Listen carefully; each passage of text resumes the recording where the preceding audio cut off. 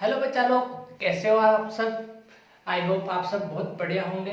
तो अपन जो अपनी लास्ट क्लास हुई थी उसी क्लास को आज अपन कंटिन्यू करने वाले हैं। तो लास्ट क्लास में बच्चों अपन जो पढ़ रहे थे, अपना जो टॉपिक चल रहा था वो चल रहा था अपना मानव पाचन तंत्र। और उसके अंदर अपने देखा था कि अपने जो आहार नाल होते हैं उसके 6 भाग होते हैं। ठीक है, तो जो 6 भाग थे अपने कौन कौन से थे। एक मुख था, ग्रसनी थी, आमाशय था, छोटी आंत थी, बड़ी आंत थी या गुदा अपनी गुदानाल या मलद्वार थी। तो इनमें से जो अपने 3 भागों का लास्ट क्लास में अपने अध्ययन कर लिया, तो अब बाकी जो 3 बच गए उनको कंटिन्यू करते हैं। तो लास्ट जो क्लास थी उसमें किस किस का अध्ययन किया था। अपने मुख हो गया था, अपना ग्रसनी हो गई थी, अपनी आमाशय हो गया था। तो आज स्टार्ट करते हैं अपन छोटी आंत से। तो देखो बच्चों, तो आज का टॉपिक होने वाला है अपना छोटी आंत। ठीक है, अब देखो जो छोटी आंत होती है बच्चों, इसमें सर्वाधिक जो पाचन की जो प्रोसेस होती है वो सर्वाधिक होती है। और ये जो छोटी आंत होती है अपने आहार नाल में सबसे लंबा अंग होता है। ठीक है, सबसे लंबी होती है कि इसकी जो लंबाई होती है वो सर्वाधिक पाई जाती है। किसमें? आहार नाल में ये सर्वाधिक क्या होती है? लंबी होती है। ठीक है, किसमें? आहार नाल में। ठीक है, इसके बाद में अगर इस छोटी आंत की और बात करें तो छोटी आंत के बच्चों कितने भाग होते हैं? 3 भागों में इसको डिवाइड किया गया है। अरे यार, कितने भागों में? इसको 3 भागों के अंदर डिवाइड करते हैं। ठीक है, पहला जो भाग होता है अपने पास वो होता है ड्यूडेनम। कौन सा होता है? ड्यूडेनम। ठीक है, पहला जो भाग होता है वो अपना ड्यूडेनम होता है। अगर दूसरे अपन पार्ट की इसकी बात करें तो वो होता है जिजुनम। ठीक है, कौन सा होता है? जिजुनम। और अगर तीसरे इसके भाग की बात करें तो वो होता है अपना इलियम। ठीक है, कौन सा होता है? इलियम। ठीक है, ये लो अपन ने क्या कर दिया, छोटी आंत के जो 3 भाग होते हैं उनको अपन ने लिख दिए यहाँ पे। अब देखो जो ड्यूडेनम होता है इसके बच्चा आपके 2 भाग और होते हैं। कितने भाग होते हैं यार? इसके 2 भाग और होते हैं। देखो कौन कौन से। ये जो ड्यूडेनम होता है आपके 2 पार्ट में और बटा हुआ होता है। पहला होता है आपके यकृत और दूसरा होता है बच्चों अग्नाशय। कौन सा होता है? पहला होता है आपके यकृत और दूसरा होता है अपना अग्नाशय। तो पहला देखो यकृत और दूसरा होता है अपना अग्नाशय। ठीक है, तो बेटा देखो ये जो मैंने फ्लो चार्ट बनाया है इसको भी आप पेन को भी ले लो और फटाफट इसको नोट कर लो ताकि आपको याद करने में या समझने में बहुत ज्यादा आसानी हो। ठीक है, तो आप स्क्रीनशॉट ले सकते हो इसका, या अपनी जो भी कॉपी या पेन लेके बैठे हो तो उसमें एक बार राइट डाउन कर लो। ठीक है, अब तो देखते हैं। देखो छोटी आंत अपनी सर्वाधिक जो पाचन तंत्र में सर्वाधिक लंबा जो अंग होता है वो छोटी आंत होती है। ठीक है, छोटी आंत को अपने 3 भागों में बांट दिया, ड्यूडेनम, जिजुनम और इलियम। ठीक है, अब जो ड्यूडेनम जो होता है आपके 2 प्रकार से होता है, यकृत होता है और दूसरा होता है अपने अग्नाशय।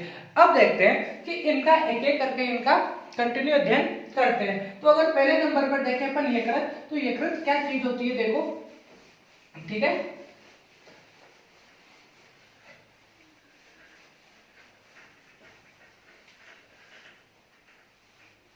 देखो जो अपना यकृत होता है, ठीक है,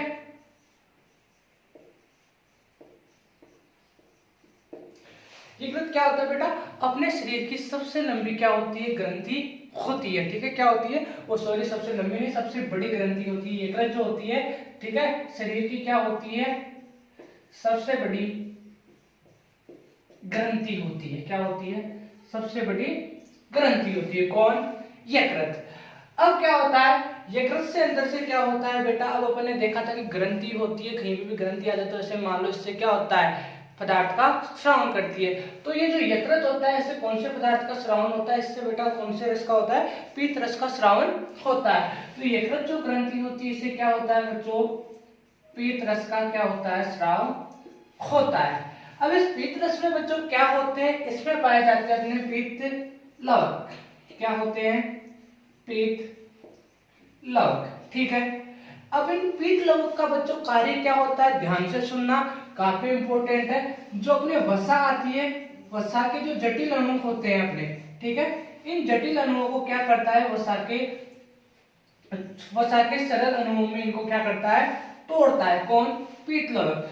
और जो है टूटने की जो प्रोसेस होती है, ठीक है, ये जो अपनी वसा जो होती है, अपना फैट नहीं होता है क्या, जो अपन घी तेल वगैरह खाते हैं, ठीक है, तो ये एक प्रकार से फैट होता है, तो ये अपने बॉडी में जाता है, तो इसका जो पाचन होता है, तो ये क्या करता है, जो पीतलोक होता है, इसको जो जटिल अपने फैट के जो मॉलिक्यूल्स होते हैं, जो अणु होते हैं, इनको क्या करता है, सरल अणुओं में तोड़ देता है। और ये जो प्रोसेस होती है बच्चों, इसको इमलिशीकरण बोला जाता है। क्या बोलते हैं इस क्रिया को,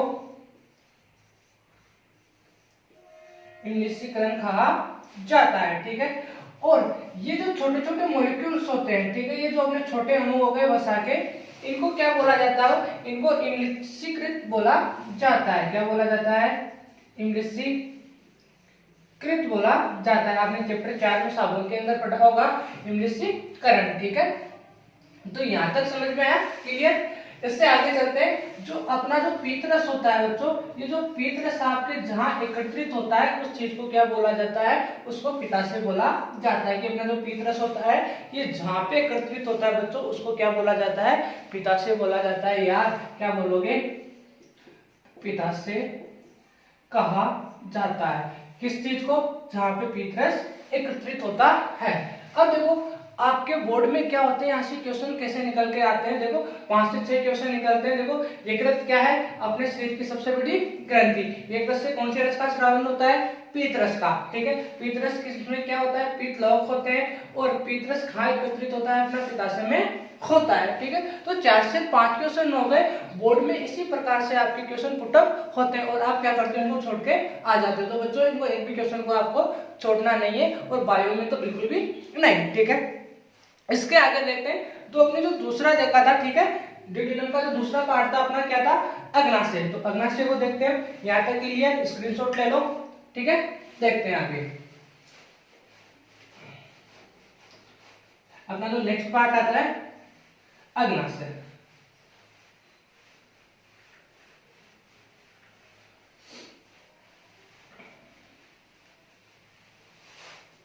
देखो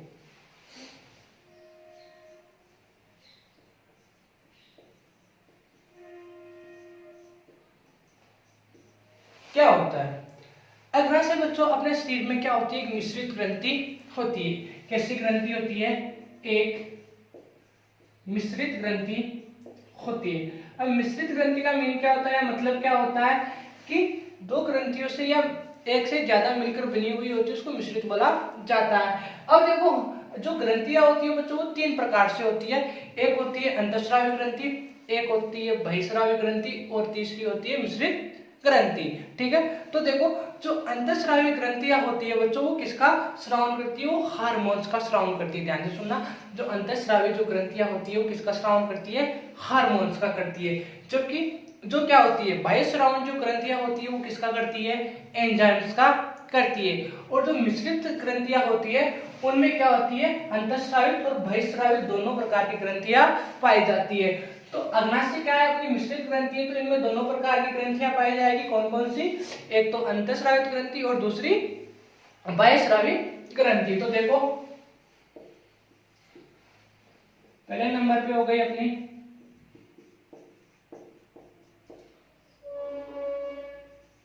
अंतःस्रावी ग्रंथि, और दूसरी हो गई अपनी बहिःस्रावी ग्रंथि, ठीक है। अब देखो अंतःस्रावी ग्रंथियां क्या करती है, अपने देखा था कि अंतःस्रावी ग्रंथियां किसको स्रावित करती है, हार्मोन्स का स्रावन करती है। तो ये क्या करती है, किसका स्रावन करेगी, हार्मोन्स का स्रावन करेगी।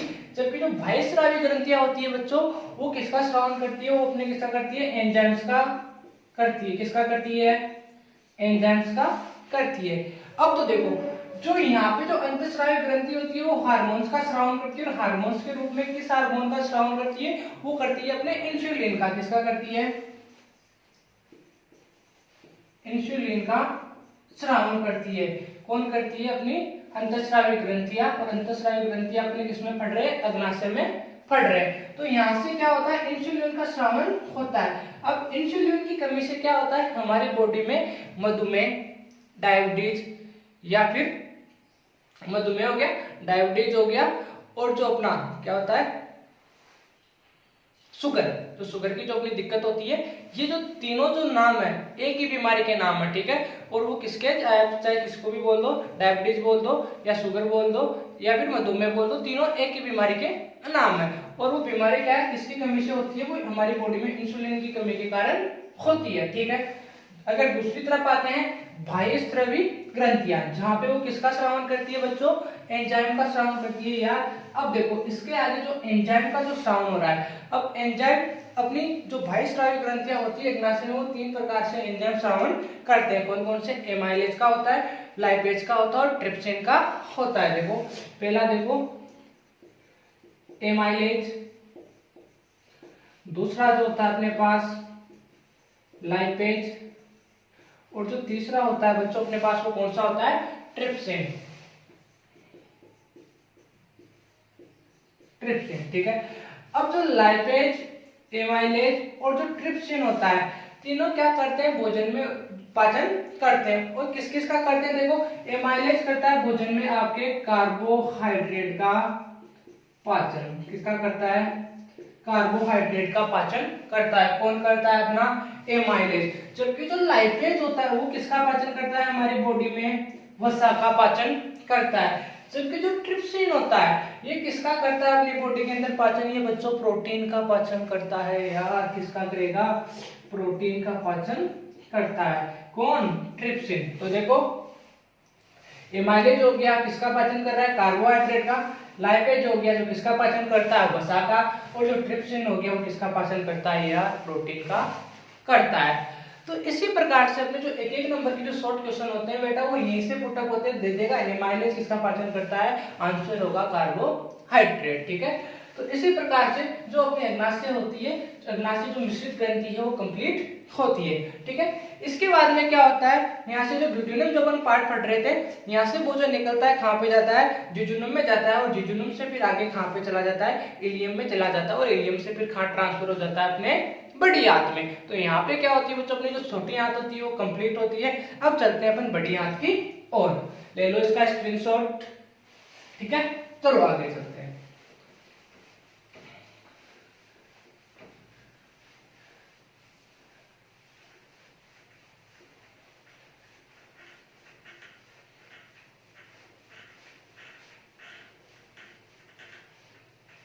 अब देखो अपने क्या आती है, बड़ी आंत।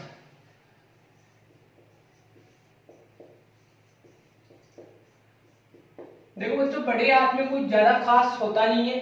बड़ी आंत में क्या होता है, जो छोटी आंत से अपना अपशिष्ट जो भोजन होता है, जो अपचित जो भोजन होता है, वहां से छोटी आंत से जो अपना अपचित भोजन होता है वो खाता है, अपनी बड़ी आंत में आता है। और बड़ी आंत में क्या होता है, जो अपना अपचित भोजन होता है उसमें से जल का अवशोषण किया जाता है। क्या करते हैं अपन इसमें, जल का अवशोषण करते हैं, ठीक है। जो अपना अपचित भोजन होता है उसका क्या होता है बच्चों, देखो जो अपना अपचित भोजन होता है, इस अपचित भोजन का क्या होता है, इस अपचित भोजन का जल का अवशोषण होता है। या अपचित भोजन में से जो जल होता है उसका क्या करते हैं, अवशोषण करते हैं। जैसे एग्जांपल के तौर पे अपन रुई लेते हैं, अगर मान लो अपने पास वाटर की क्वांटिटी है, अगर उसमें रुई डाल दें तो वो पानी की जो मात्रा है वो क्या हो जाएगी, कम हो जाएगी, जैसे ही रुई पिघलती है। तो उसी प्रकार से यहाँ सिस्टम होता है कि बड़ी आंत में क्या होता है, जो अपना अपचित भोजन होता है इसमें जो पानी रह गया, ठीक है, उसका क्या करते हैं, अवशोषण किया जाता है। और इसमें कुछ ज्यादा खास होता नहीं है। फिर बड़ी आंत से आगे क्या होता है, भोजन अपना ट्रांसफर हो जाता है किसमें, गुदा द्वार में या मलाशय के अंदर, ठीक है। अब गुदा द्वार के अंदर जब भोजन या मलाशय के अंदर जब ट्रांसफर होता है तो इससे आगे फिर क्या कर दिया जाता है, उस जो अपना अपशिष्ट जो भोजन बचता है या जो बेकार जो भोजन होता है, वेस्ट मटेरियल होता है, उसको अपन बाहर त्याग देते हैं, ठीक है। तो ये थी अपनी जो मानव जो पाचन तंत्र था उसकी पूरी प्रोसेस, ठीक है। अपने 2 क्लासों में इसको पढ़ा।